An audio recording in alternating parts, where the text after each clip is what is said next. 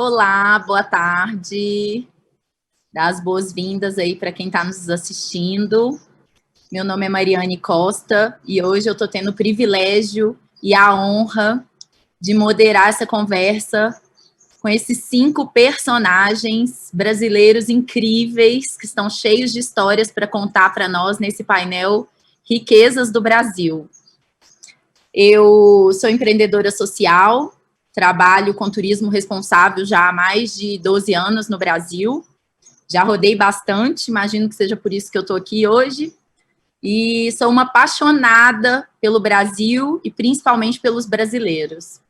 E sou a nova fã desses 5 brasileiros incríveis, que é essa curadoria linda, aqui liderada pelo Mário, pelo Marcelo. Agradecer o convite e a oportunidade deles, da gente poder juntar essas histórias nesse painel, que eu tenho certeza que já vai começar fazendo história aqui na Casa Arara, e somar, né, a qualidade dos debates que estão acontecendo desde ontem.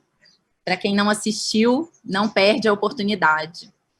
Então, eu vou começar pedindo para eles se apresentarem, né, para que a gente possa começar a nossa conversa aqui nessa tarde. Não sei de onde vocês estão assistindo, mas eu estou aqui no interior de São Paulo e está quente. Solange, começar aqui. Olá! Muito tempo. Conta para a gente, amiga, de onde você está falando e o que você vem para a gente hoje. Boa tarde, Mari querida. Eu estou falando de Taubaté, interior de São Paulo, a Rota da Liberdade. É o meu programa cultural e turístico de mapeamento de diáspora e muito feliz de estar aqui, de estar podendo conversar com vocês, de estar vivenciando esse momento. Muito feliz mesmo. Quero agradecer muito ao Mário pelo convite. Obrigada, Solange, seja bem-vinda. Vai contar muita coisa bacana para a gente sobre a Rota da Liberdade, sobre o seu trabalho tão importante no turismo responsável brasileiro, né? Rafael. Exatamente. Obrigada, querida. Oi, Rafael, seja bem-vindo. Olá, Mari. Olá, pessoal. Obrigado pelo convite. Também é uma honra estar aqui. Eu estou falando mais especificamente de Natal, né, a capital do Rio Grande do Norte, nesse Nordeste lindo que a gente tem aqui no Brasil, né? E na verdade, eu não sou daqui, eu sou de Minas Gerais, eu sou biólogo de formação e ao longo da minha vida me especializei trabalhando com pesquisa, com alguns grupos animais, né, principalmente aí, lagartos, sapos, tartarugas, enfim. E há aproximadamente 8 anos eu moro aqui em Natal e agora eu trabalho numa outra área, mas que também tem uma importância enorme aí, que é mais envolvida na parte de gestão ambiental. Então, atualmente eu trabalho aí nessa parte, no órgão ambiental aqui do Estado, no IDEMA, e eu trabalho com essa parte de conservação, de gestão de unidades de conservação, áreas protegidas. É isso. Obrigada, Rafael, seja bem-vindo. Tenho certeza que você vai qualificar muito aqui o nosso debate, né? Principalmente para falar dessa diversidade da nossa natureza, que é única, né, no mundo. Já já a gente vai falar mais sobre isso. Obrigada, seja bem-vindo. Thaís, querida, para dizer, gente, esse painel, com certeza, assim, né, não vou puxar a sardinha para o meu lado, mas ter um painel com 3 mulheres poderosas representando esses povos maravilhosos, 2 mulheres indígenas, realmente a gente tá com tudo nesse painel, hein? Thaís, conta pra gente um pouco de onde você está falando e um pouco do seu trabalho.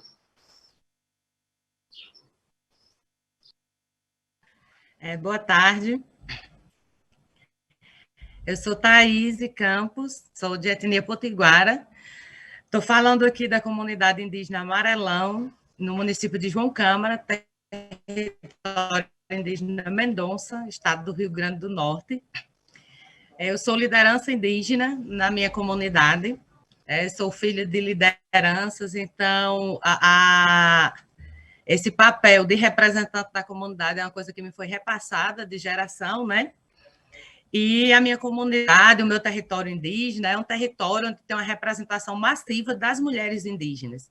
Então, historicamente, quem sempre esteve à frente das lutas, da organização da comunidade, à frente da resolução dos problemas, das articulações com o Estado, inclusive dos conflitos, né, sempre foram as mulheres. Então, a mulher, ela ocupa um papel de liderança, de mediadora no meu território, desde sempre. Minha avó, minha mãe, mulheres da minha geração, e hoje continua também com mulheres adolescentes que já começam a ser formadas para fazer essa atuação política.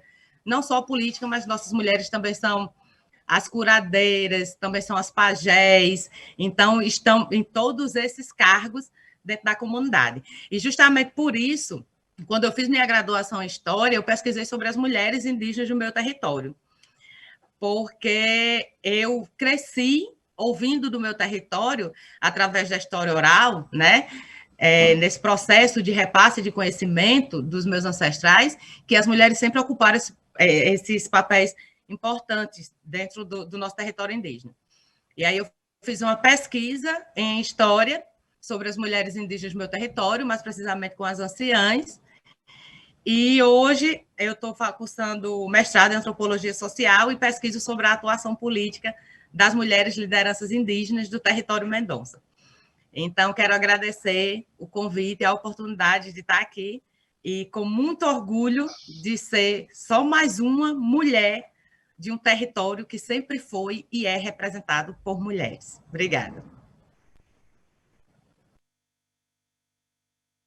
Deixei meu microfone no mundo para não te atrapalhar. Muito obrigada.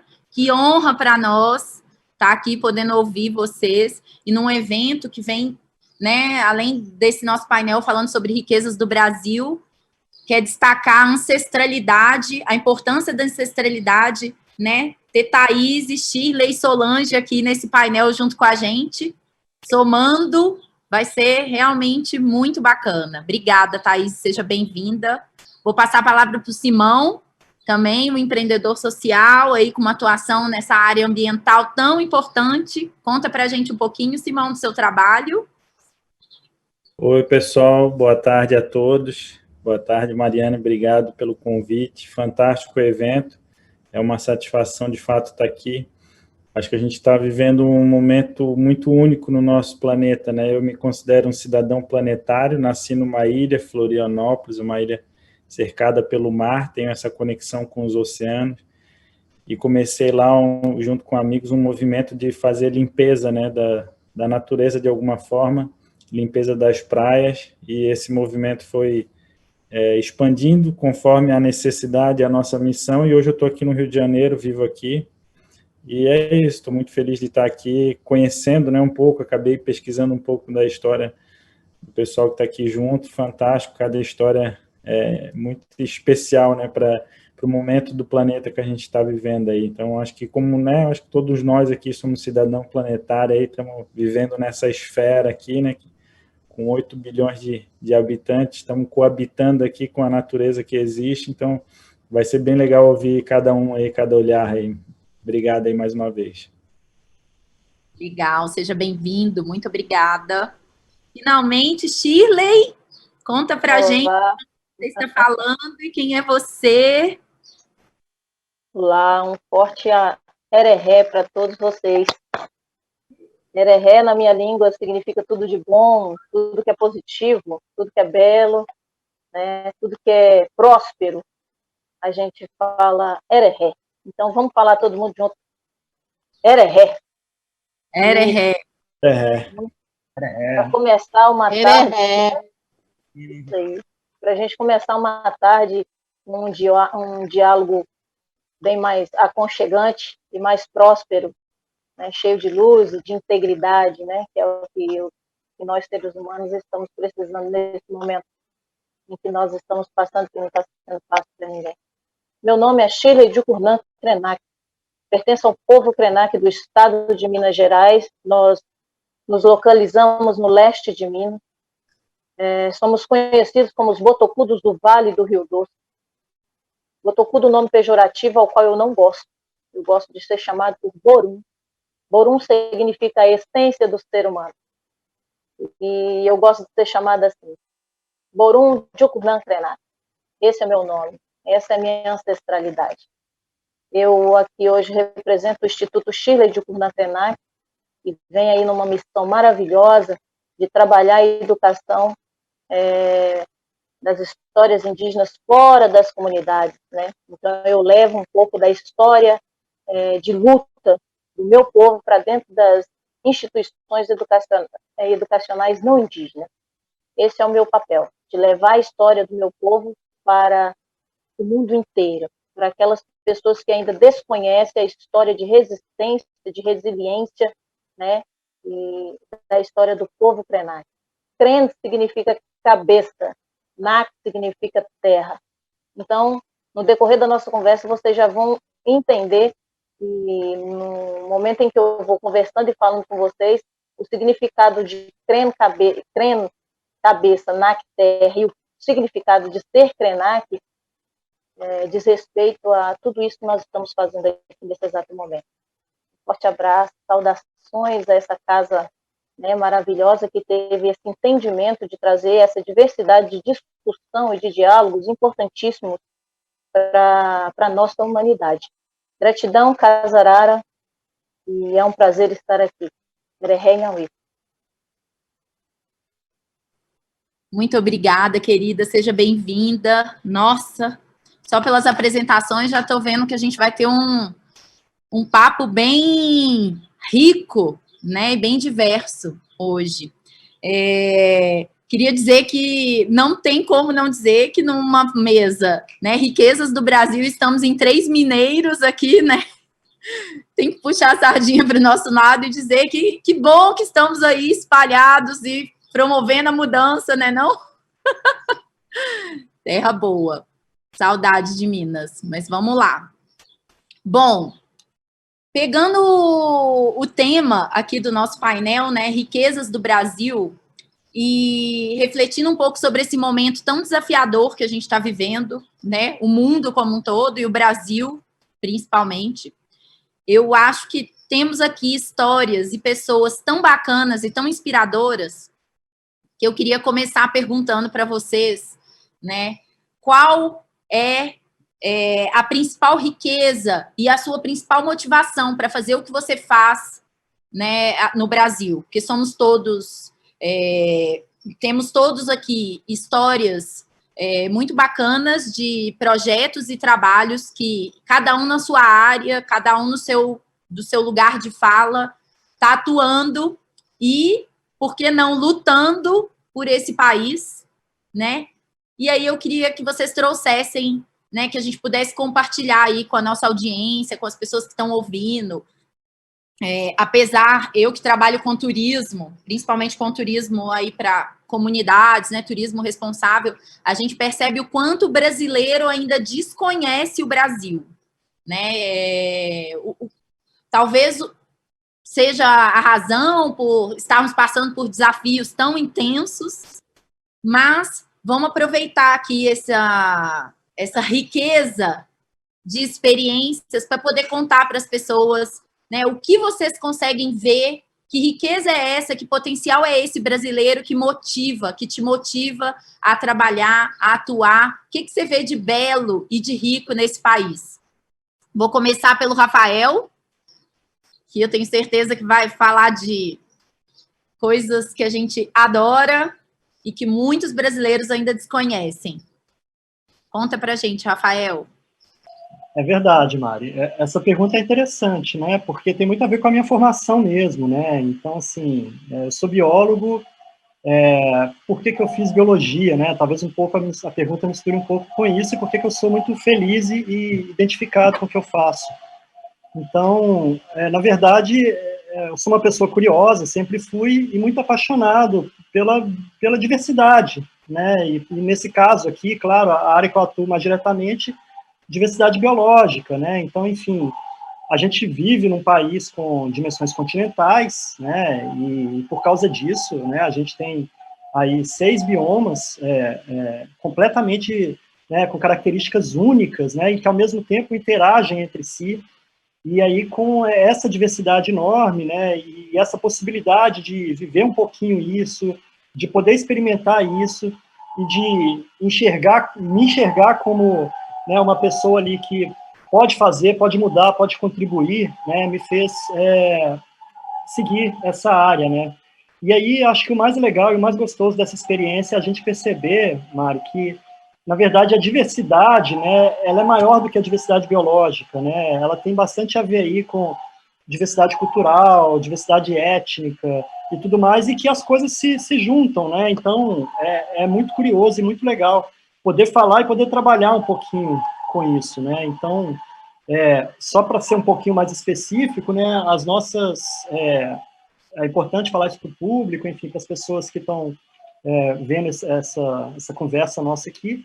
Né, no Brasil, a gente tem algumas áreas, né, que são chamadas biomas, né, são áreas com características únicas, específicas, e como eu já falei, algumas delas têm suas características diferenciais. Né, então, a gente vê muito, né, ouve falar muito sobre a Amazônia, né, que realmente, né, é um bioma que ele merece toda a atenção, porque é o maior bioma do Brasil, né, é um bioma megalomaníaco, né, tudo é grande na Amazônia, né, é a maior bacia hidrográfica do mundo, né, 1/3 de toda a madeira do mundo está ali na Amazônia, então, enfim, e não precisa nem falar da grande riqueza cultural e conhecimento tradicional daquela região, né. Entretanto, é um bioma extremamente frágil, né, então, apesar de grande, né, é um gigante gentil, então, ele está num momento, que a gente pode conversar isso um pouquinho, né, ele está num momento muito sensível e talvez até não está chegando num ponto que talvez não tenha volta. Então, é importante, sim, esse olhar, nós, enquanto brasileiros, mas esse olhar internacional e essa preocupação com esse ambiente. Mas eu gostaria de falar que não é só da Amazônia, né, que a gente tem as riquezas do Brasil, né, a gente tem outros biomas igualmente importantes com suas outras características, né, então, a gente tem o Pantanal, por exemplo, né, que é considerado também uma das maiores extensões úmidas do mundo, né, do planeta. Ele sofre influência direta de 3 biomas brasileiros, então isso é muito legal no Pantanal, né, que ele está ali na região do Centro-Oeste, pegando um pouquinho ali da região norte do Brasil, pegando um pouquinho do Nordeste e um pouquinho, né, ali mais para o sul, para o Centro-Oeste mesmo do Brasil. E aí, então ele está ali entre a Amazônia, em cima, né, o Cerrado mais embaixo, e a Mata Atlântica, né, também ali, pegando um pouquinho ali da Amazônia, e do lado direito ali. Então, essa influência, né, e também o bioma Chaco, né, que vem ali no norte do Paraguai e leste da Bolívia. Então, acaba que o Pantanal é um encontro, né, de toda essa diversidade. Então, a gente vai encontrar no Pantanal bichos da Amazônia, se encontrando com bichos do Cerrado e plantas também. Então, isso é muito legal e curioso no Pantanal. A gente tem também o Cerrado, que eu não poderia deixar de falar, né? Enfim, nós, enquanto mineiros, né, Mari, temos um carinho especial também aí, né? E Cerrado é o segundo maior bioma da América do Sul, né? Ele é uma savana, então ele está ali, né? É uma área né, que ela tem árvores mais tortuosas e tudo mais, não tem umas plantas tão frondosas, tem também, mas não é aquele ambiente florestal, né, típico que a gente conhece de florestas tropicais, né, e tudo mais, e que também ele tem umas características muito interessantes que fazem, inclusive, que ele seja um dos principais pontos prioritários para a conservação no mundo, né, o que a gente chama de hotspot. Então, por que ele é um hotspot? Porque ele tem espécies que só ocorrem ali, que a gente chama de espécies endêmicas, mas também ele é um hotspot, essa é a parte triste, que é porque ele está extremamente degradado, né? Então, como falta pouquinha coisa do Cerrado com relação ao que ele já foi, né, de extensão, hoje, né, a sociedade científica entende ele, sim, né, como uma das áreas prioritárias, né, um dos biomas prioritários para a gente conservar, que é o que a gente chama de hotspot. Dando sequência ao hotspot, a gente também tem a Mata Atlântica, que é o outro hotspot por causa dessas mesmas características, né? Então, é uma floresta tropical, né? O outro bioma de floresta tropical que a gente tem aqui no Brasil, além da Amazônia, é o bioma, né, de todos os biomas que a gente tem no Brasil, mais degradado. Isso tem completamente a ver com a nossa história de colonização e ocupação, né? Então, quando os portugueses chegaram no Brasil, né, E eles começaram ali, né, a ocupar o litoral, né, a costa brasileira. E por causa disso, por causa de todo esse histórico, e enfim, né, e tudo mais, de ocupação mesmo, né, e de desmatamento, a gente tem, hoje é só a gente pensar, né, parar para pensar as capitais brasileiras, né, que quando tem litoral, elas sempre estão ali, né, a área mais densa do Brasil, ela está no nosso litoral, que coincide com a área da Mata Atlântica. Então, por causa dessa ocupação, né, hoje a Mata Atlântica é um bioma extremamente ameaçado também. E, né, a notícia boa é que ele também ele tem uma projeção bem grande, né, nacional e internacionalmente. Né, então, também, apesar disso, hoje é um dos biomas que a gente mais conserva. Né, não é suficiente, mas a gente já faz alguma coisa. Né. E, para finalizar, a gente tem os pampas. Né, então, os pampas são o menor bioma que a gente tem. Não, para finalizar, não, desculpa, de forma alguma, que eu estou deixando a caatinga para o final. Não posso esquecer, de forma alguma.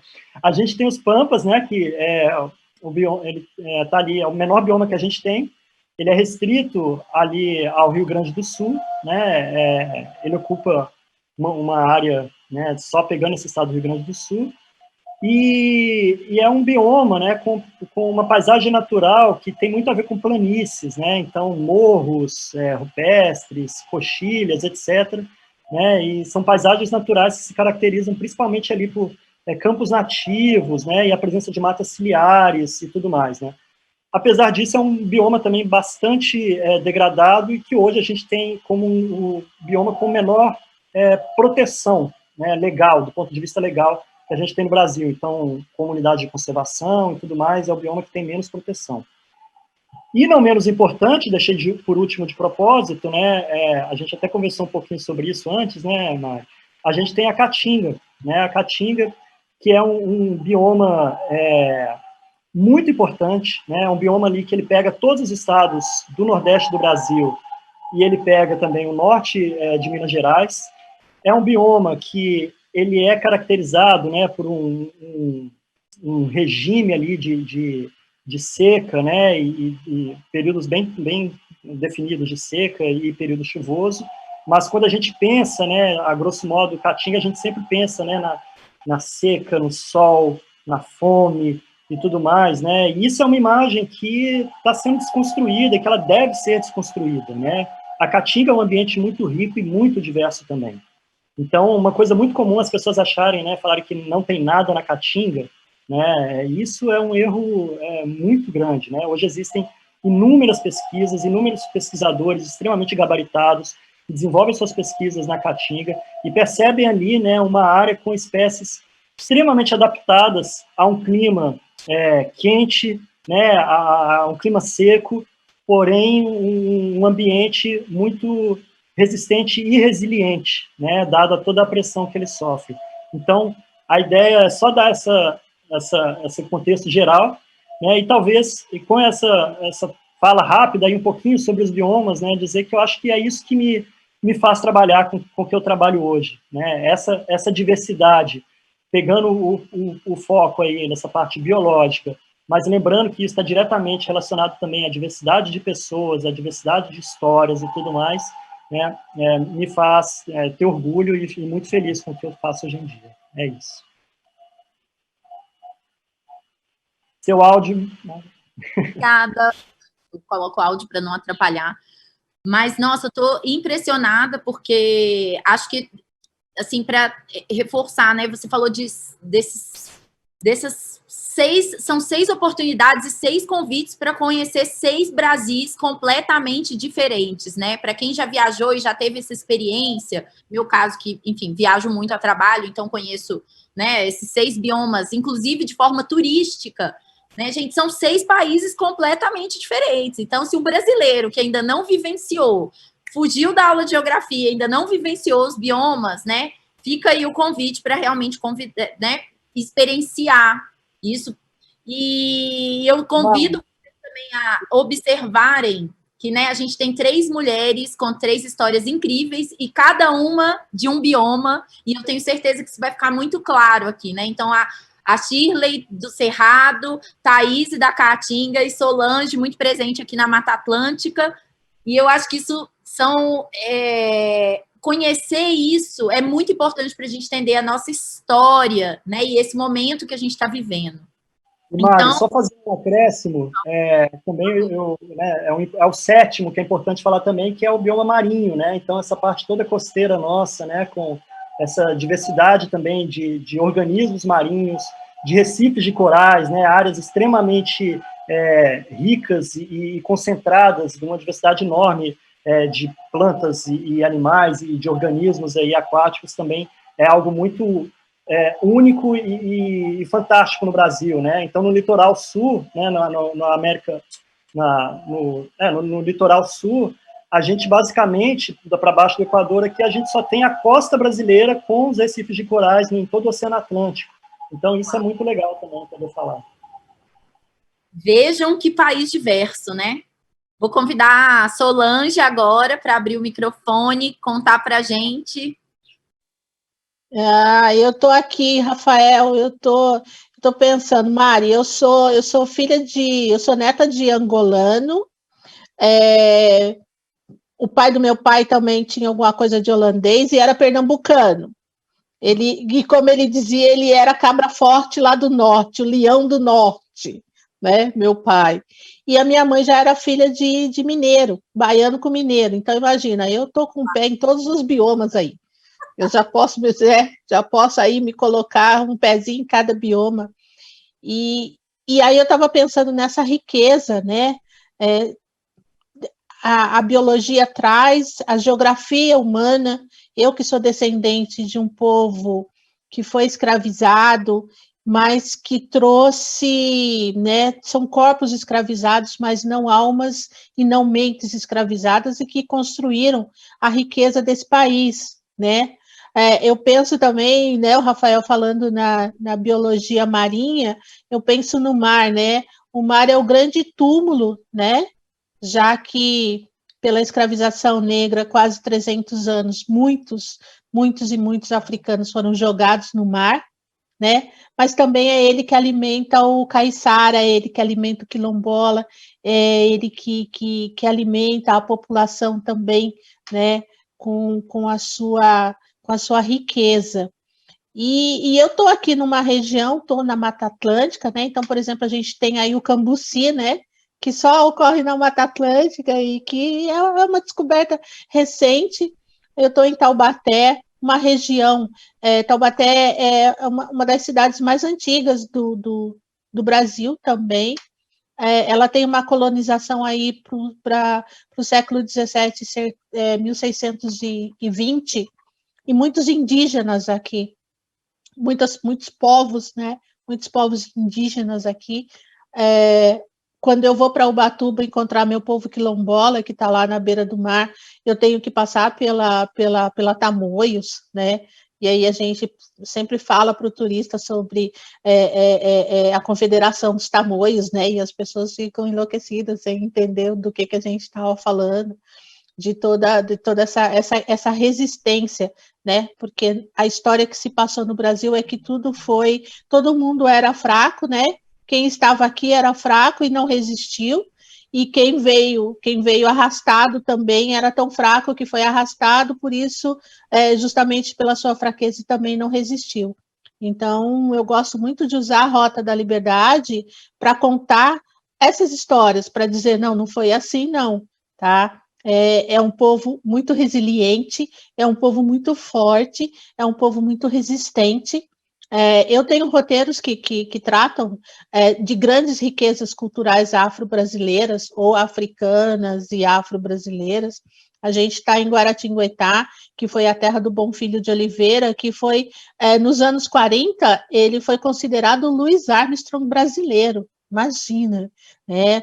Aí o pessoal do Rio de Janeiro tem um chorinho chamado Flamengo, que toda roda de choro tem que ter esse chorinho. Foi o Bom Filho quem compôs, um filho provavelmente de escravizado, e que foi uma das grandes referências musicais do Brasil nos anos 40, fazendo muito sucesso, inclusive na França. Ele foi muito ovacionado, ele fez parte dos 8 Batutas como Pixinguinha, né? Quando eu trato da religiosidade negra, né? Eu sou de Candomblé, Angola, então, e estou aqui, assim, pedindo licença, me culpando por não ter pedido licença para as irmãs indígenas, né, porque elas estão aqui antes de nós, né, então eu peço agora licença a elas pela minha palavra, porque elas estavam aqui, esses são povos que estavam aqui antes de nós chegamos depois e devemos honrar isso, né. Eu penso, por exemplo, na religiosidade do Candomblé Angola, dos povos Jeje, dos povos Nagô, dos povos Yorubás, mas eu estou aqui do lado de Aparecida, né, a maior central mariana do mundo, com a devoção a uma Santa Negra, né, Nossa Senhora Aparecida, uma devoção a São Benedito, aí a grande riqueza das congadas e dos moçambiques, que são e aí Minas Gerais é o celeiro, né, a gente pega a festa de São Benedito, aqui eu tenho roteiro na festa de São Benedito, são quase 100 companhias de congadas e moçambiques que descem de Minas Gerais, que vêm de Minas Gerais, e oferecem o maior evento religioso, cultural do mundo. É uma riqueza que as pessoas precisam conhecer, as pessoas precisam ver, as pessoas precisam estar ali, para ver aquele senhorzinho de 90 anos que fez aquela promessa para São Benedito, porque ele teve um entrevamento na perna quando ele tinha 15 anos de idade, né? E o bisneto dele olhando para ele, tocando junto com ele, é uma coisa maravilhosa. Essa coisa que nós temos no Brasil, de honrar nossa, né? Só nós, de honrar nossa ancestralidade, né? De olhar para o mais velho ser, né? Não o oficial, porque no oficial não é assim que funciona. No oficial, você joga o seu velho no asilo, mas no extraoficial, nesse Brasil que a gente conhece, que eu conheço, que você conhece, que as meninas, nossas irmãs e os meninos conhecem, é um outro Brasil, um Brasil desconhecido, é um Brasil em que tem muito amor, que tem muita paixão, né? Quando você pensa no Rio de Janeiro, no samba, no jongo. Então, eu procuro, através da Rota da Liberdade, trazer tudo isso para as pessoas poderem realmente se encantar por uma história verdadeira, por um Brasil de verdade, né? Não aquele Brasil fictício, não aquele Brasil, né, que faz parte de aquele para o inglês ver como eram os navios negreiros carregados, né? Por exemplo, o Porto de Galinhas, né? Se chama Porto de Galinhas porque era um porto de tráfico. Então, quando eles diziam que estavam chegando novas galinhas de Angola, na realidade o navio estava abarrotado de negros que construíram a história desse país. Então, eu gosto muito de contar para as pessoas que existe aquele Brasil, né, oficial, mas esse Brasil extraoficial que eu vivo, ele é muito melhor, ele é muito mais bonito, ele é muito mais lindo. Então, essa a minha paixão, é essa a minha paixão. É esse o Brasil lindo que eu conheço. Ai, que delícia deve ser poder ver o Brasil sob os seus olhos, né? Vivenciar isso, Solange, estou aqui emocionada, e olha que eu já conheço seu trabalho há muito tempo, mas só de te ouvir a gente já fica morrendo de vontade de conhecer esse Brasil. Imagina poder vivenciar isso, né? Simão, vamos lá, conta pra gente, você que está aí, né, vem das praias, do litoral, acho que conta um pouquinho pra gente o que é que te motiva nesse país, o que é que faz você trabalhar, o que é que você vê de beleza nisso tudo? Com certeza a natureza, né? Ela é o maior elemento de motivação da minha vida, da minha missão. E, claro, né, a gente percebe, eu acho que talvez eu tenho cada vez mais direcionado a minha linha de pensamento para tentar entender, né, tudo que o que é a vida, o nosso papel aqui, né? Eu acho que ver essas histórias, né, como a Solange está contando, quanto sofrimento, né, tem nesse processo todo, né, da construção daquilo que a gente chama de país, né, de Brasil, né? Mas aqui é uma terra, né, que tá claro aqui, né, só pelas histórias de cada um aí, né, a gente está percebendo, né, a diversidade e riqueza que a gente tem de tudo isso, e a natureza, né, como Rafael colocou muito bem aí, também é tão rica quanto essa diversidade humana, né? E a gente é parte dela, né? Então, nosso trabalho é tentar solucionar um dos problemas que a gente causou, né? Que é o nosso consumo, que é o impacto do nosso consumo. Nós, como seres humanos, como qualquer ser, né? Seja de qualquer raça, etnia, a gente nasce com a necessidade natural, a gente é um ser vivo, qualquer ser vivo nesse planeta precisa consumir, né? E ao longo dos anos a gente acabou desenvolvendo produtos e formas de consumir que são além, né? Eu acho que a cultura indígena ensina muito bem a gente a entender, né? Como que o nosso consumo relacionado com a natureza, o descarte dos elementos, né? Na natureza, ele sendo ele um elemento natural, ele pode se regenerar, ele pode compostar, né? Eu acho que isso é muito lindo, né? A gente vai fazer uma canoa, a gente raspa a madeira, a sobra da madeira tem uma finalidade, ou mesmo o reaproveitamento, vai fazer, né, o uso, né? Olha como que reaproveita as coisas. E a gente criou esses produtos industrializados que hoje 8 bilhões de pessoas nessa esfera consumindo diariamente, no nosso país aqui, as pessoas consumindo muita coisa sem menor necessidade. O impacto disso é rio cheio de lixo, né? Cidades, aldeias, territórios, todos os lugares estão carregados de lixo industrializado. E o meu papel, minha missão no planeta aqui é tentar ou buscar mobilizar pessoas, né, e mostrar, de repente, caminhos para resolver esse problema. E nesse olhar, assim, a gente encontra muita beleza também, né? Eu acho que eu já rodei muito aí o Brasil limpando praias né, bom, mobilizando pessoas aí de norte a sul, de leste a oeste, eu vejo assim que as pessoas, né, a força de vontade dessa cultura que se formou no nosso país, a força de vontade, essa resistência que é histórica também, como a Solange falou, existe uma resistência também dessas pessoas hoje que querem mudar a nossa realidade, né, querem mudar essa situação relacionado ao lixo, por exemplo, né? Existe uma resistência, o nosso movimento também é um movimento de resistência nesse sentido, né? A gente precisa regenerar a nossa natureza, regenerar o nosso país de alguma forma, né? Trazer uma energia nesse sentido. Então, eu acho que o meu olhar para o Brasil, para o povo brasileiro é nesse sentido. Como é que a gente se une, né? Se mobiliza para regenerar ele de alguma forma, né? Quanta beleza nessa resistência, né? O quanto isso nos alimenta e nos motiva a seguir, né? E Thaís, conta pra gente dessas mulheres fortes, potiguares, resistentes. Imagino que...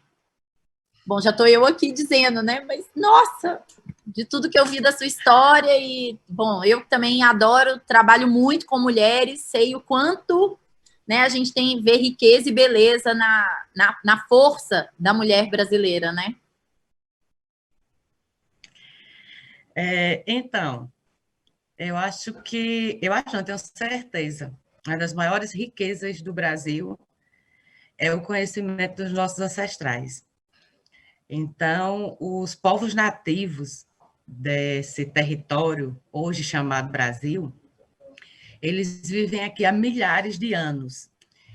E nesses diversos biomas que nós temos aqui, alguns desses povos nem se conheciam, né? E cada um tirava desse bioma, viveram todos esses milhares de anos, fazendo arquiteturas, grandes ocas, grandes casas, trabalhos de engenharia sem destruir a mata, trazendo a cura para as doenças que surgiam, tirando os seus remédios da medicina tradicional, da mata, do meio ambiente em que viviam, cada um em seu bioma diferente, sem destruir que ele fornecia isso, tirando o seu alimento desse ambiente. Então, e as mulheres sempre executando atividades como gestoras do alimento, como gestoras da OCA, da casa, da habitação, como gestora do ambiente, como gestora da reprodução social e cultural. Então, se os povos indígenas já são invisibilizados na história de violência colonial, Imagina, então, a mulher indígena, né, que não só foi vista como, e até hoje de uma forma romantizada, inocente, privada de conhecimento, privada de atitude de gestão, mas também de forma sexualizada. Então, a maior riqueza desse Brasil é o conhecimento dos nossos povos, que viveram por milhares de anos habitando essas terras e começaram a passar necessidades de todas as formas a partir da colonização. E aí eu aproveito para interligar a fala com a fala de Rafael, quando ele estava falando dos biomas. A região nordeste do Brasil, nós temos sítios arqueológicos, na região do Apodi, que tem um dos maiores sítios arqueológicos do Brasil, que vai do Rio Grande do Norte até o Piauí. No meu território indígena tem sítio arqueológico que determina a presença de povos indígenas aqui há milhares de anos. Então, essa região da Caatinga, ela sempre foi habitada.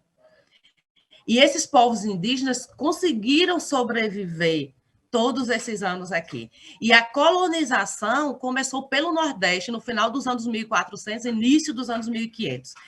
No meu estado do Rio Grande do Norte, foi o estado que os portugueses mais tiveram trabalho para colonizar. Eles demoraram 90 e poucos anos, quase 100 anos, para conseguir colonizar o Rio Grande do Norte, porque os povos indígenas resistiram de todas as formas, ou indo para o enfrentamento. Aqui no Rio Grande do Norte, nós temos histórias de enfrentamento direto, armado, como também outras estratégias, como, por exemplo, soltar a boiada que eles traziam para o estado, comer os bois, uma forma que eles não conseguissem se fixar aqui no Rio Grande do Norte, né? E essa violência, ela não foi só uma violência física, ela também foi uma violência simbólica que existe até hoje. Então, a resistência dos povos indígenas de toda a região do Brasil, e enfatizo aqui da região Nordeste, por onde começou a colonização do Brasil, é uma riqueza. As estratégias do nosso povo para resistir a esse massacre físico e de violência simbólica, até hoje é resistência. A resistência do nosso povo em se organizar durante o período de redemocratização do Brasil, na década de 70, e se criar um dos maiores movimentos políticos do país na década de 80, de assegurar que os povos indígenas estivessem dentro da Constituição Federal de 88, é uma riqueza. As mulheres, que quando não se discutia Lei Maria da Penha no Brasil, quando não se discutia violência contra as mulheres no Brasil, as mulheres do norte da Amazônia, no início da década de 80, estavam criando organizações de mulheres indígenas, com CNPJ, estavam pautando violência doméstica causada pelo alcoolismo dos indígenas que saíam para a cidade e se envolviam com bebida. Então, isso é uma riqueza.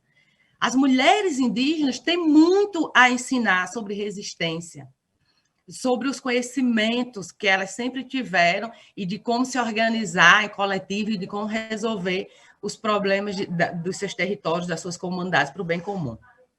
Na década de 80 também estavam sendo criadas organizações do Nordeste, a exemplo da APOIME, né, que é a Articulação dos Povos Indígenas do Brasil, a Articulação dos Povos Indígenas do Nordeste, Minas Gerais e Espírito Santo, a APOIME, e quem estava à frente era uma mulher, a Maninha Chucuru.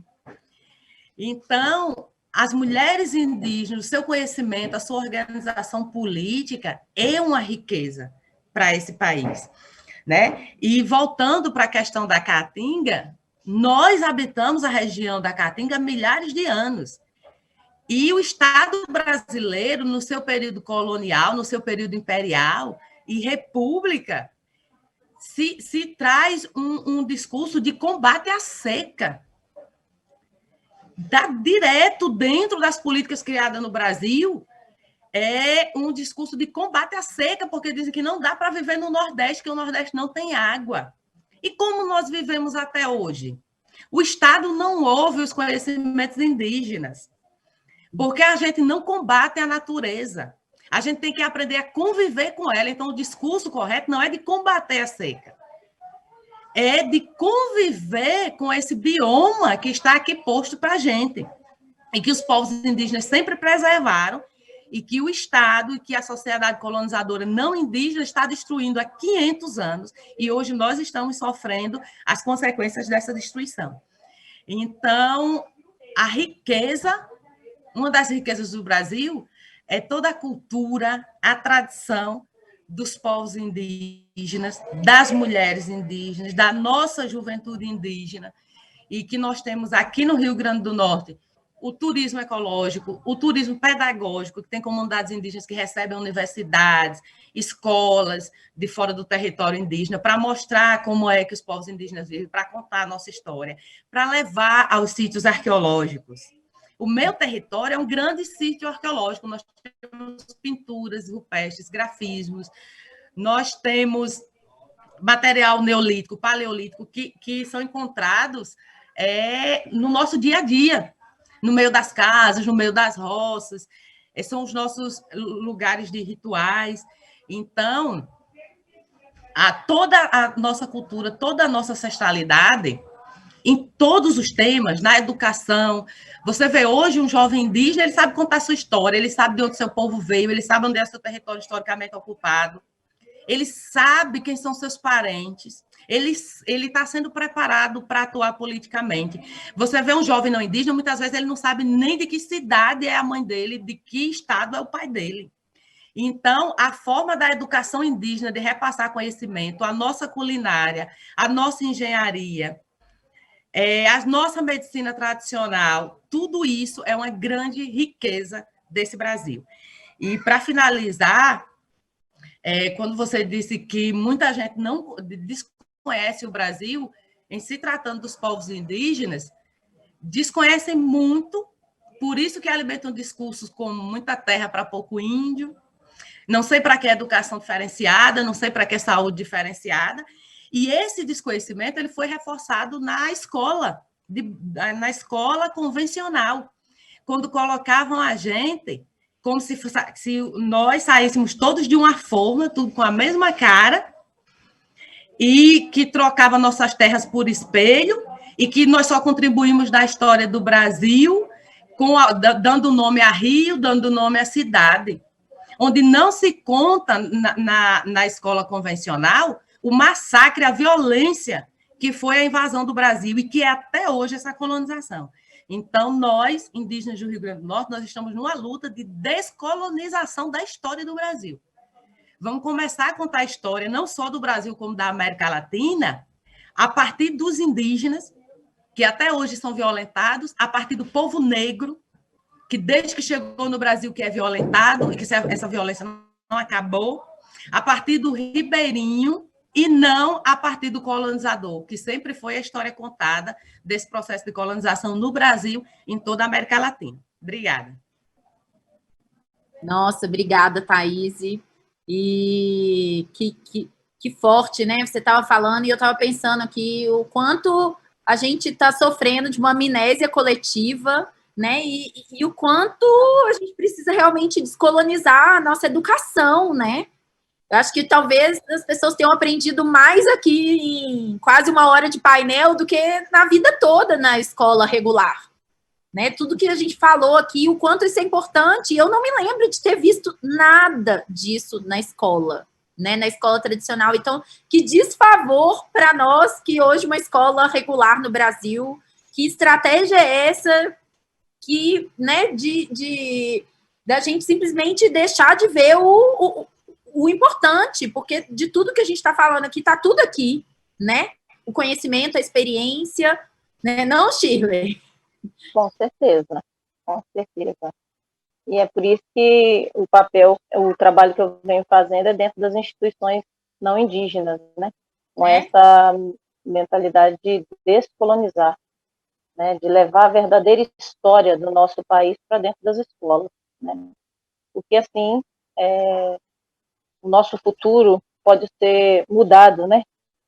Porque do jeito que está, a gente só vê crescimento de crianças sem mentalidade positiva do valor coletivo que tem estar no lugar do outro. Eu acho que a questão é essa, né? Então, uma das maiores riquezas que eu tenho na minha vida, enquanto indígena, enquanto mulher, enquanto mãe, enquanto liderança. É o meu povo, claro, com certeza. É toda a história que ele carrega, é toda a ancestralidade que me deixa de pé.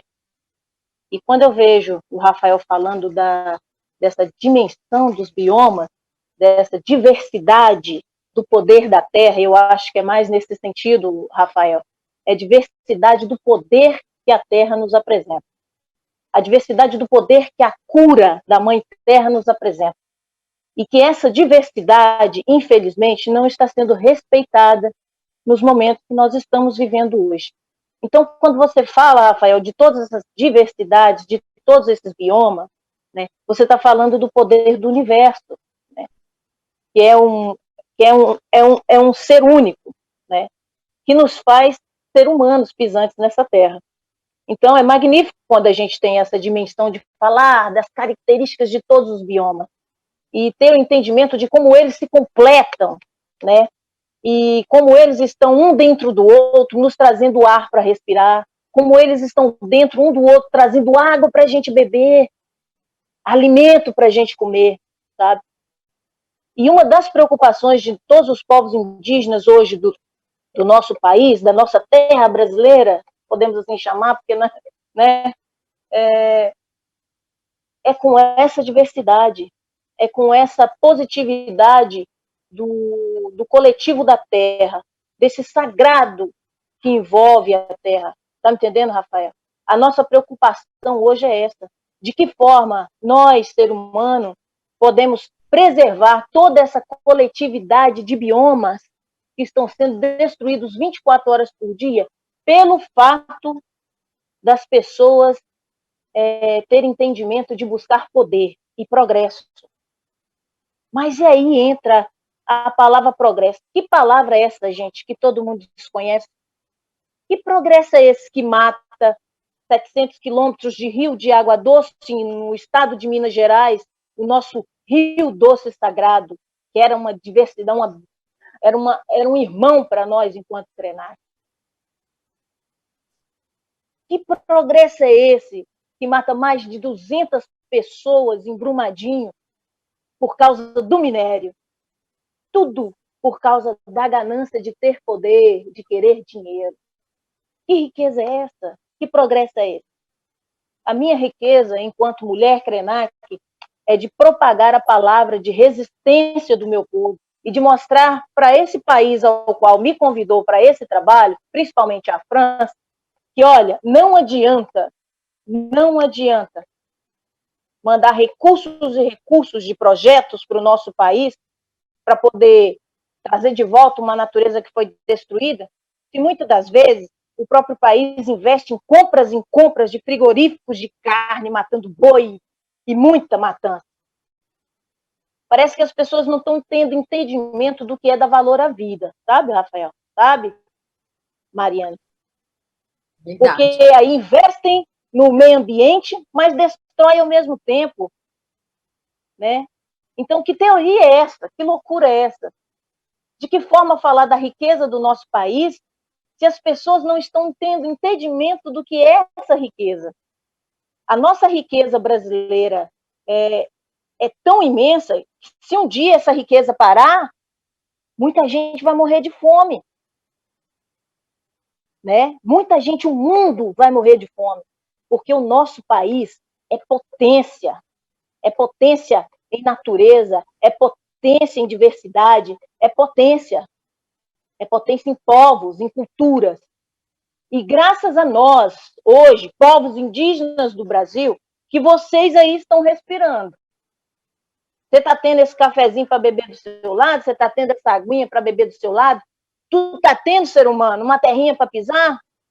Você está vendo o seu filho crescer? Então, eu bato no peito aqui e falo assim, é por causa de mim, é por causa do meu povo, é por causa dos povos indígenas do Brasil, que hoje, francês, alemão, português, inglês, japonês, chinês, está respirando hoje. Porque é dessa diversidade de biomas que se retira toda a alimentação e tudo que vocês têm hoje. Quando nós falamos em minério, nós falamos de tudo que é produzido no mundo, principalmente arma para a guerra. Olha que coisa louca. E a maioria disso é retirado daqui do estado de Minas Gerais. Minério, vamos falar de minério. Em 5 de novembro de 2015, aconteceu o maior crime ambiental, que matou mais de 700 quilômetros de rio de água doce e toda a vida sagrada que tinha no nosso rio doce. A nossa riqueza de água doce, a riqueza brasileira das águas doces, que foi morta. E meu povo hoje, em 5 anos de ritual fúnebre, porque meu povo hoje não nada, meu povo hoje não pratica coletividade espiritual dentro d'água, meu povo hoje não caça, porque a caça bebe essa água podre e a gente não pode comer. Meu povo hoje não pesca. Então, parente, se você tem um rio aí na sua aldeia e você está pescando e comendo seu peixinho bom, o meu povo não tem isso, não. E aí todo mundo me pergunta, Chile, e da onde vem toda essa força? Da onde vem toda essa força, essa vontade de continuar vivendo? Porque o povo que matou seu rio, você ensina a história do seu povo para eles hoje. Eu falei, pois é, aí é que está a diferença dos povos indígenas para os não indígenas. Nós temos o dom sagrado da cura e do perdão divino. Nós sabemos o que é isso. Por isso que nós estamos vivos até hoje. Mesmo diante de tanta desgraça, diante de tanto progresso que mata. Sabe? Olha o que nós estamos fazendo aqui hoje. Falando para a sociedade que nos rodeia. Falando para a sociedade do ser humano. Ser humano, para de nos matar. Ser humano, para de destruir a natureza, ser humano. Para de destruir as riquezas do nosso país, Brasil, da nossa terra brasileira. Porque senão, ser humano, você vai ficar sem água para beber e sem ar para respirar e sem comida para comer. Hoje eu vi, e desde ontem eu venho acompanhando todas as lives da Casa Arara e vendo a diversidade das conversas e dos diálogos que vocês trouxeram para muitas pessoas que estão com o ouvido cheio de cera e às vezes não conseguem ouvir, ou então porque realmente não quer ouvir, porque tem gente assim, né? Tem gente assim, que está vendo a desgraça ali, mas está nem aí. Você está bebendo água e está comendo em casa, isso é o que importa. Mas não é isso que importa. A questão agora é universal, é imensa. Ou o povo não indígena para ter entendimentos e respeitar a nossa coletividade, o nosso jeito de ver o mundo, ou vocês todos vão morrer, infelizmente.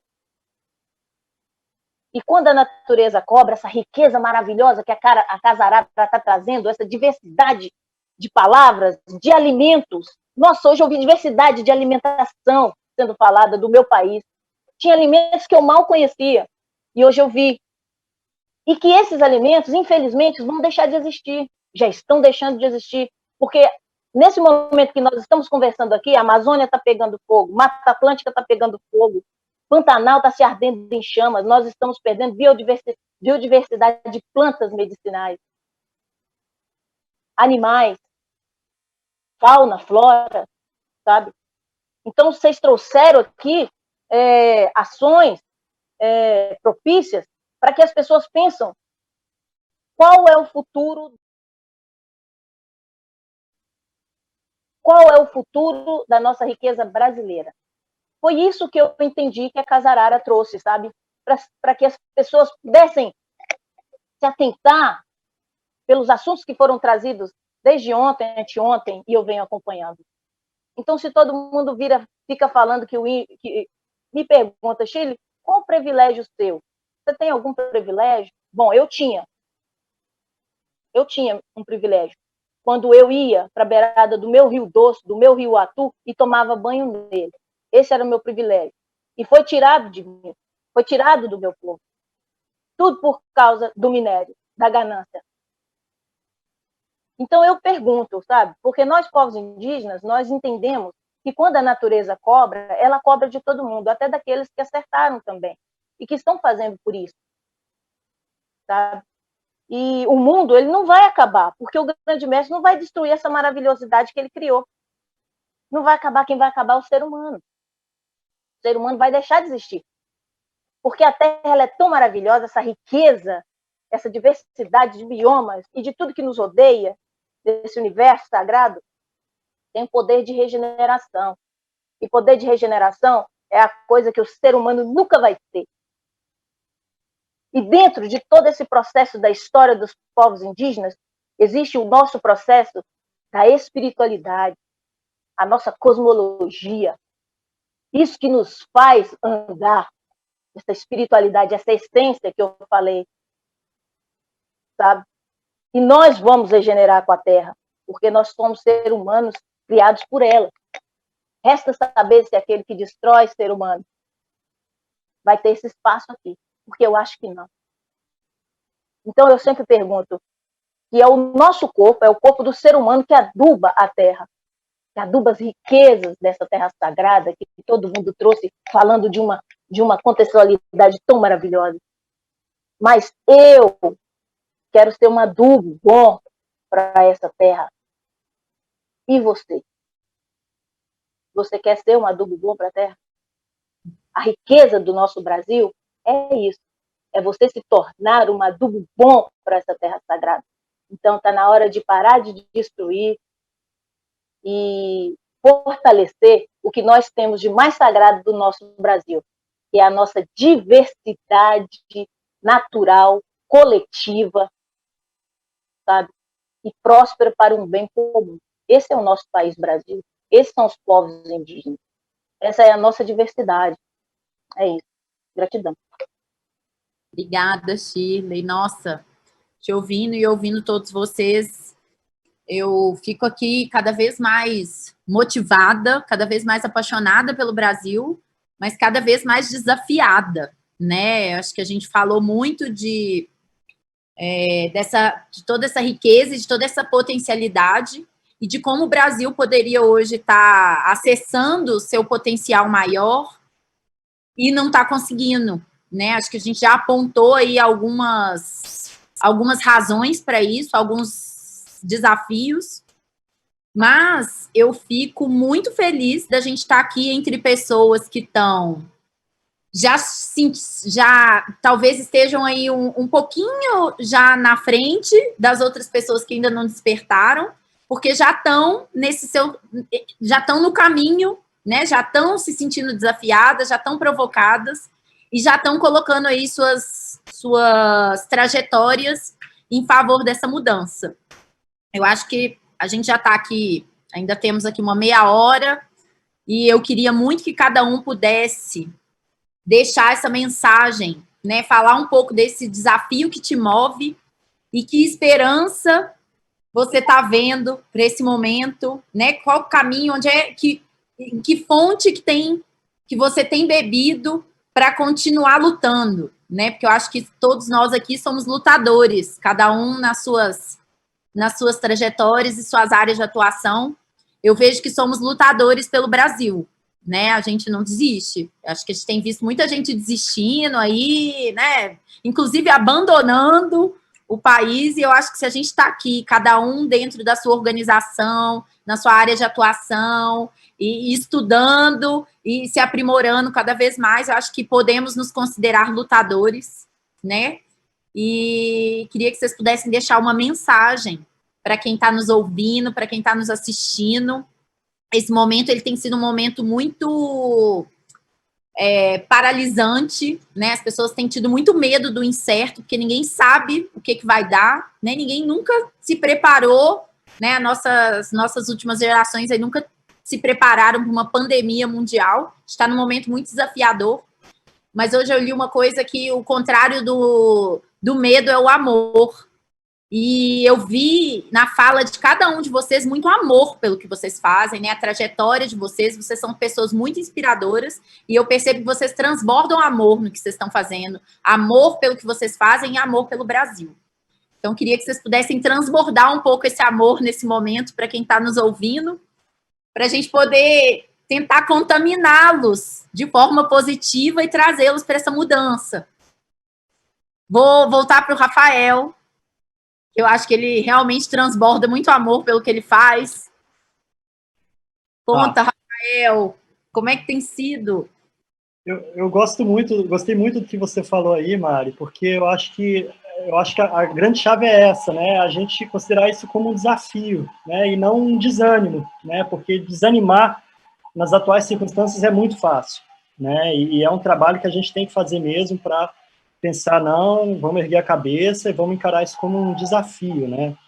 Como todo mundo aqui já falou, nossa, foi uma delícia ouvir cada um de vocês, né? E eu só pensava o quão complementar estavam sendo as nossas falas, né? Então, assim, realmente, né, não está sendo um período nada fácil, né, para o meio ambiente, né? Então, assim, a gente teve o crime de Brumadinho, na sequência a gente teve o vazamento de óleo em toda a costa do Nordeste, depois os incêndios na Amazônia, agora os incêndios no Pantanal, enfim, né, isso até faz a gente refletir um pouquinho, né? Então, assim, né, eu acho que foi ótima aí as falas, né, da Thaís e da Chile, né, enquanto representantes dos povos indígenas, que eu acho que elas são um exemplo clássico, né, os povos indígenas são um exemplo clássico, né, assim, dessa reflexão do que, assim, quando que nós, né, passamos a nos sentir como algo à parte do ambiente natural, né?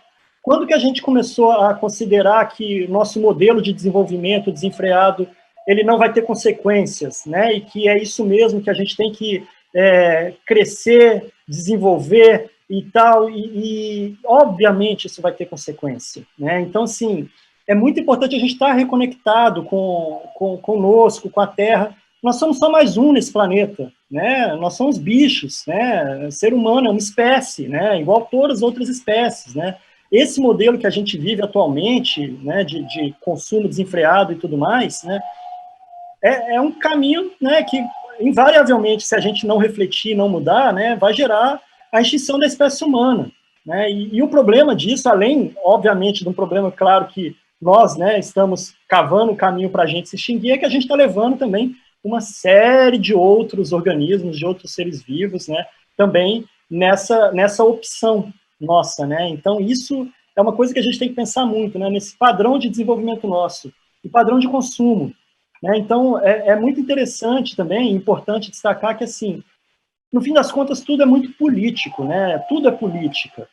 E aí a gente tem que pensar um pouquinho nisso, porque, assim, ok, essas nossas ações individuais, essas nossas reflexões individuais de consumo e tudo mais, a gente tem que pensar, e isso é importante, mas, assim, o que a gente vê hoje em dia, desses consumos insustentáveis, eles são mais ligados, por exemplo, a megacorporações e tudo mais, que, no fim das contas, são instituições que estão ali porque quem está no poder apoia elas ou foi apoiado para chegar no poder. Então, quem está no poder não representa a sociedade. Né? Isso de uma forma bem geral. E meu sonho, né? Quando que a gente vai ter uma bancada ambientalista? Né? Então, assim, é interessante a gente pensar nisso, né? E isso, um pouco do que todo mundo falou aqui, né? Eu acho que as palavras do Simão também, quando ele falou essa coisa da resistência, eu acho que é isso mesmo, né? A gente tem que resistir, né? Resistência é um ato político, né? E uma questão muito importante também, que tem muito a ver com a minha área, e no fim das contas tem a ver com todo mundo, é um processo muito triste que a gente tem passado, não só no Brasil, como no mundo inteiro, né, com esse processo de negação da ciência. Né? Então, assim, existem os dados, né, existem pesquisadores que estão mostrando, através de evidências, fatos, coisas que estão acontecendo, e isso é levado numa esfera de discussão. Né? Ah, isso é a minha opinião. Não, isso não é a sua opinião, isso é fato, são coisas que estão acontecendo. Né? A partir daí, o que a gente pode fazer para melhorar? Né? Então, essa questão, né, eu acho que, no fim das contas, ela volta muito para essa parte política que eu acho tão importante. Então, assim, quem realmente a gente quer que nos represente? Né? Quem que a gente identifica como pessoas que realmente valorizam cada indivíduo e valorizam a sociedade? O ser humano não é um ser individual, é um ser coletivo. Né? Portanto, assim, eu acho que é fundamental a gente eleger, né, enfim, a gente está na época agora de eleições municipais. Essa reflexão, né? Então, assim, vamos atrás, gente, vamos atrás de minorias, né, vamos atrás, né, de representar pessoas ali que enfim, né, que entendem e se entendem como, né, parte da sociedade e tudo mais, né, e eu acho que o caminho é esse. A minha esperança é essa, né, e eu vivo para isso. Eu sou uma pessoa otimista. Se eu não fosse otimista, eu não estaria aqui trabalhando com isso que eu trabalho hoje, né? É uma sensação de murro em ponta de faca, mas, enfim, a alegria e a satisfação de estar fazendo o que gosta e de, mesmo com pequenas coisinhas que a gente pode fazer, né, a gente já vê que isso causa impacto na vida, né, de uma ou de várias pessoas, eu acho que isso não tem preço. Então, a mensagem que eu deixo é essa, né, vamos ser otimistas, vamos eleger as pessoas certas e vamos que vamos. Que bom, obrigada. Acho que esse painel, além de riquezas do Brasil, ele podia chamar resistência, né? Porque temos aqui só resistentes, né, não, Simão? O que você tem aí de mensagem final para quem está precisando resistir nesse momento? Tem que ter muita resistência, né? Eu já passei catando lixo em costões, em pedra, passando 3, 4 horas, 6 horas triando material para identificar o problema, para buscar a solução. É muita resistência que a gente tem que ter. Eu acho que a resistência ela está nesse lugar daquilo que é tudo que é nos imposto, né? A gente tem essa coisa de, né, de diferentes formas, né? O ser humano, apesar dele ser essa dualidade, né, tão lindo, a gente viu histórias tão lindas e ao mesmo tempo é tão feio, né? Então, Shirley colocou muito bem ali, né? Como a gente precisa entender que se a gente não valorizar, dar atenção para essa parte né, da mudança, do amor, da transformação da natureza, de tudo que é positivo, e essa briga que a gente tem, né, do bem e do mal, essa coisa, o mal, né, que é esse sentido da imposição, da dominação, do estragar, né, tudo que a gente tem de belo. Eu acho que se a gente não resistir, a gente vai, né, perder a luta, na verdade, né? E nós que estamos aqui, eu acho que muitas pessoas também que de repente vão assistir, ou outras que estão aí espalhados, né, esses seres que estão aí nesse planeta aí, que estão lutando por essa resistência, a nossa guia, né, independente da nossa origem, eu nem sei, né, meu pai é pernambucano, tem uma mistura, tem, né, a riqueza que é o DNA que a gente tem no nosso sangue, né, independente disso, independente da nossa origem, eu acho que tem uma defesa comum a nós todos, né, que a Shirley, gostei muito da fala da Shirley, da veemência, da forma como ela colocou, que está nesse lugar, né, o nosso guia é a natureza, né, o nosso guia é isso, é tudo que é natural, né, então não tem como, né, isso é uma coisa que está aí, está evidente, né. E quando a gente está falando de beleza, todo mundo, o que a gente destaca é isso, pô, né, a natureza, são os elementos da natureza ali, né, não essa coisa que a gente transformou, que a gente mudou. Então, acho que eu sou apaixonado, né, por ser uma pessoa que acordo e vou dormir todos os dias da minha vida pensando como é que eu posso melhorar, como é que eu posso entender o meu papel nessa esfera que está navegando aí dentro do universo, né? Respeitando sempre aquilo que eu acho que é mais valioso para mim, que é a natureza, os momentos quando eu estou embaixo de uma água, de uma cachoeira, quando eu mergulho no mar, eu estou desfrutando de uma onda, é onde eu me sinto mais forte, é onde eu me sinto melhor, é onde eu me sinto vivo, né? Então, por isso que eu acordo e durmo todos os dias, 7 dias por semana, pensando em como que eu vou salvar a natureza e como que eu posso fazer mais e como que eu posso resistir, né? Lutar, porque é uma luta, não tem como não ser, mas, então é isso, me considero um guerreiro da natureza, porque eu quero salvar ela, quero preservar ela, quero que as futuras gerações que venham depois de mim possam ter o mesmo privilégio que eu tive em alguns momentos dessa minha existência aqui, desfrutando, né, de um alimento orgânico, desfrutando da natureza, né, real e verdadeira. Então, e acho que isso é um direito de todos, independente de classe, origem, cor, é um direito, né, de um ser vivo, de todo ser vivo. A gente merece viver bem, mas a gente tem que aceitar que o conflito, né, é parte da evolução. O conflito está aí, o conflito vai continuar, o conflito não vai acabar na nossa geração. Resta a nós seguir o nosso coração, o nosso amor e continuar lutando. A vitória não vai acontecer nessa minha existência aqui. Eu vou encontrar pequenas vitórias ali, né, mas a batalha vai continuar com certeza, né. E é isso, muito feliz aí de perceber que tem vários guerreiros que estão aí, independente do âmbito, né, lutando pela mesma intenção, né, que é isso, preservar a nossa história, né, essa história de luta também, tudo isso é muito lindo. Obrigado aí pelo convite mais uma vez. Obrigada, Simão. Acho que é isso, né? Somos aqui um exército de guerreiros. E, Thaís, como é que a gente pode trazer mais pessoas, inspirar mais pessoas para se unir a gente, a esse exército? Deixa aí a sua fala final para a gente poder aumentar, ampliar esse nosso exército do bem.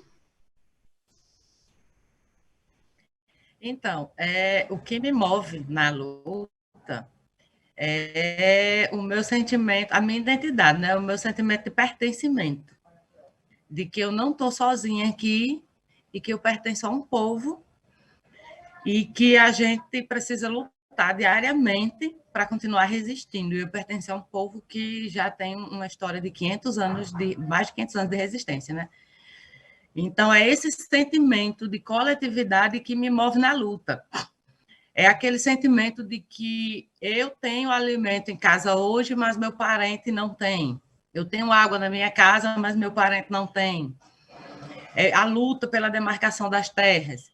E aí, o sentimento que está me movendo hoje, né, dia 30, é o sentimento de abastecer a nossa comunidade. Então, desde março, quando o país entrou em alerta por causa da pandemia do Covid, que o meu território ele vive da castanha de caju.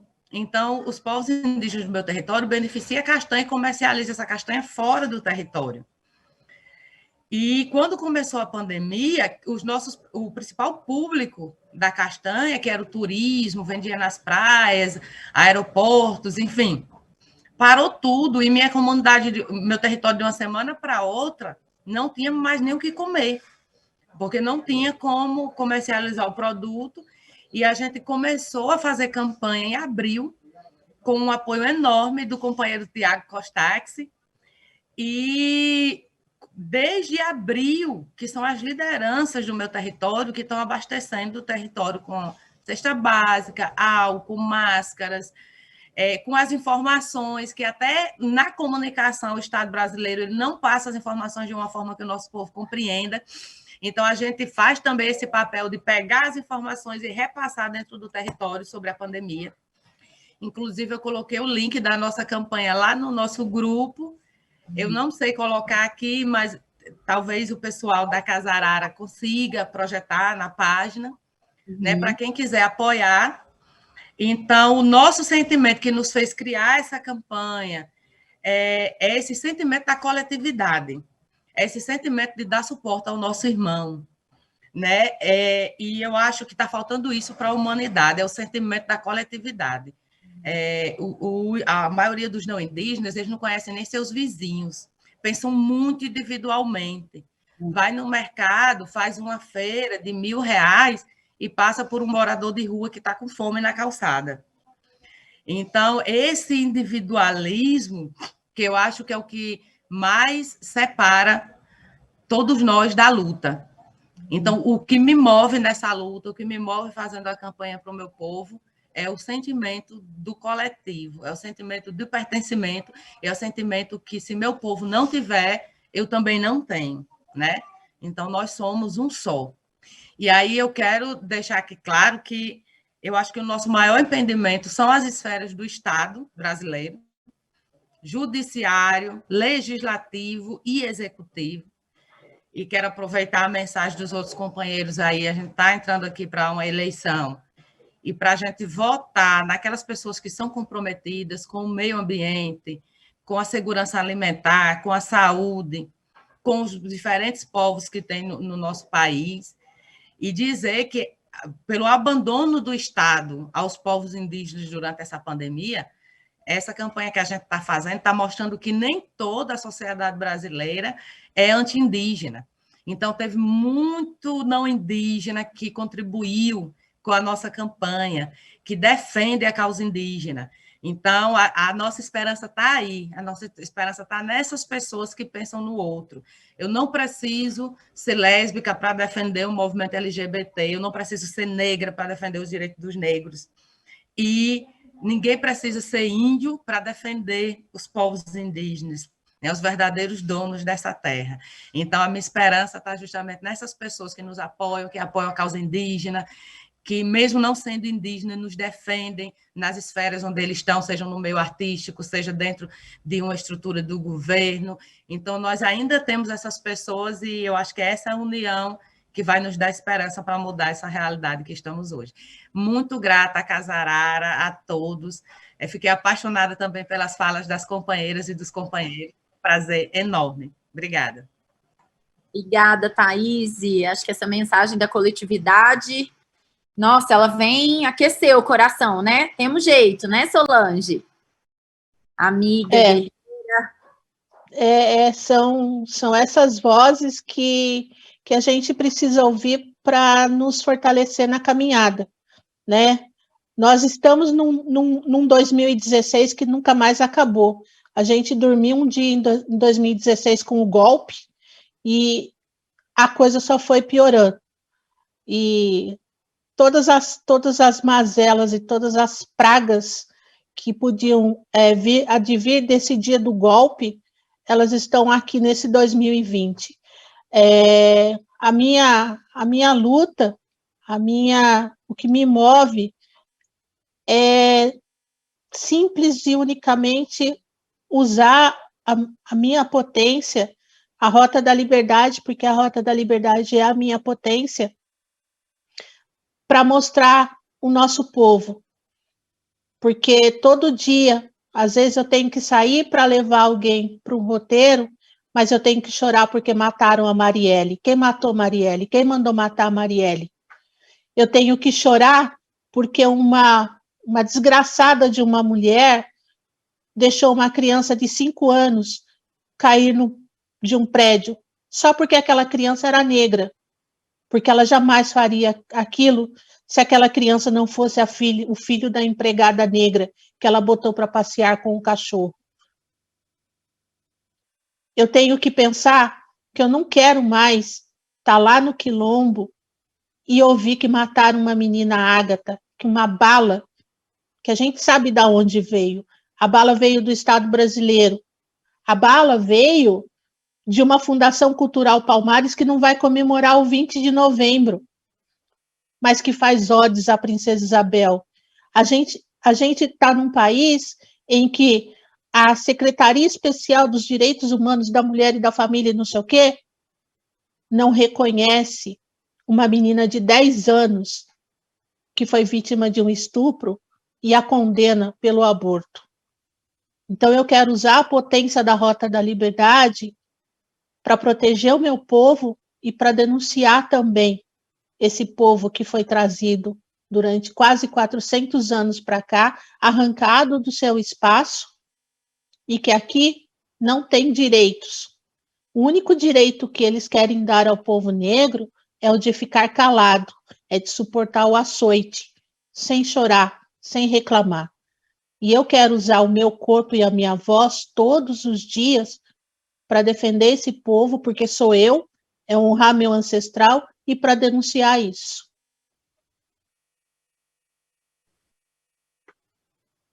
Nossa.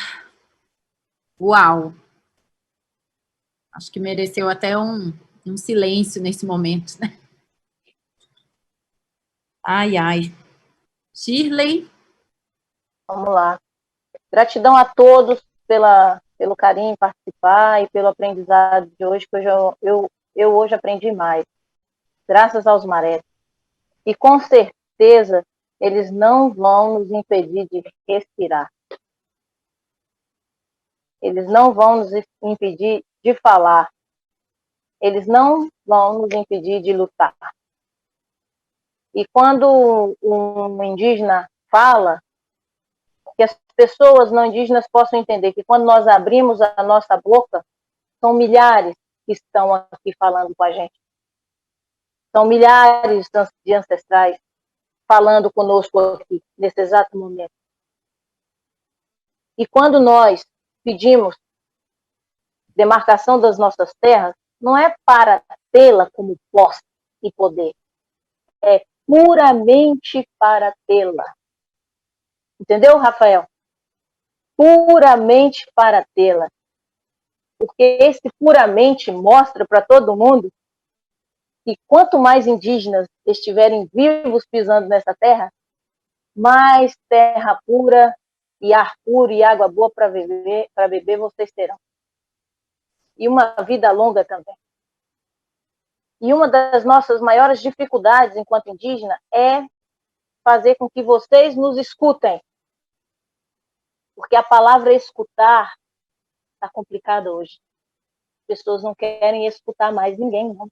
Então, quem não escuta, não respeita. Quem não respeita, não cuida. E quem não cuida, não ama. Então, eu amo. Qual o meu maior amor hoje? É a minha luta, é a minha ancestralidade, a história do meu povo. Quando eu abro a boca para falar que eu tenho orgulho de ser Krenak, eu tenho um orgulho tamanho, porque a história do meu povo, para quem ainda não conhece, entre lá no Instagram do Instituto SDK, vai conhecer a história do povo Krenak, para vocês entenderem de quem nós estamos falando aqui. Que povo é esse que lutou por mais de 200 anos contra a mineração no Vale de Minas Gerais?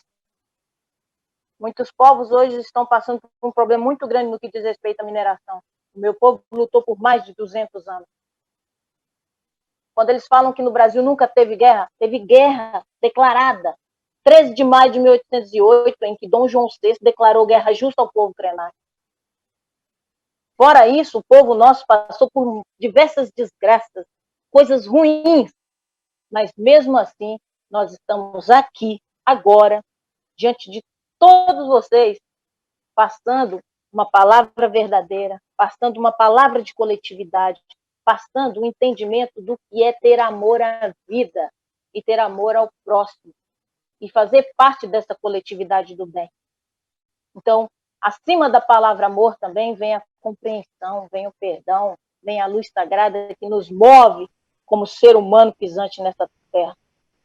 Então, o que a humanidade precisa entender é que nós queremos que vocês nos escutem, por favor, porque o bem que nós queremos para o nosso povo, nós queremos para vocês também.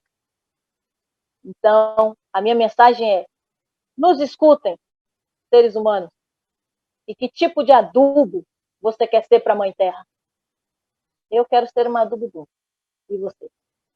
Gratidão eterna, Casarara, e a todos que estão aí focados nessa luta, nessa caminhada sagrada de resistência e também de resiliência. Gratidão. Obrigada, Shirley. Obrigada, Rafael, Solange, Thaís, Simão. Nossa, eu não tenho nem palavras para agradecer o privilégio de estar aqui, enfim, simplesmente como uma facilitadora dessas vozes, né? Eu acho que tenho só que agradecer o privilégio de ter conhecido vocês, de ter conhecido as suas histórias, de ter podido me inspirar e da Casarara ter nos proporcionado essa oportunidade de ecoar isso, né? Que agora a gente, com a internet, com a pandemia, a gente está com isso gravado e a gente vai poder reproduzir isso para o Brasil e para o mundo. E eu espero que para as pessoas também tenha ficado essa mensagem de que realmente eu acho que a gente deu vários exemplos de como a gente está desconectado e de como a gente pode se reconectar, né? De como o Brasil pode ser para nós um ambiente de reconexão com a natureza, de reconexão com as pessoas, de reconexão com a nossa história. Eu acho que, para mim, é isso que fica nesse painel, né? Não só para nós, mas para todo brasileiro, que possa, todo brasileiro que está ouvindo e tendo essa oportunidade de se reconectar com o Brasil de verdade, com os brasileiros, com a nossa história, e que a gente possa se unir e se juntar a essas causas, né? Como a Thaís falou, a gente não precisa, né, ser negro para apoiar a causa negra, não precisa ser indígena para apoiar a causa indígena, né? A gente é brasileiro, que a gente possa estar junto nas causas que importam para o nosso país. Muito obrigada, gente. Obrigada a todos vocês. Foi um privilégio, um prazer conhecer e estar aqui junto. Obrigada, Casarara. Obrigada. Beijo.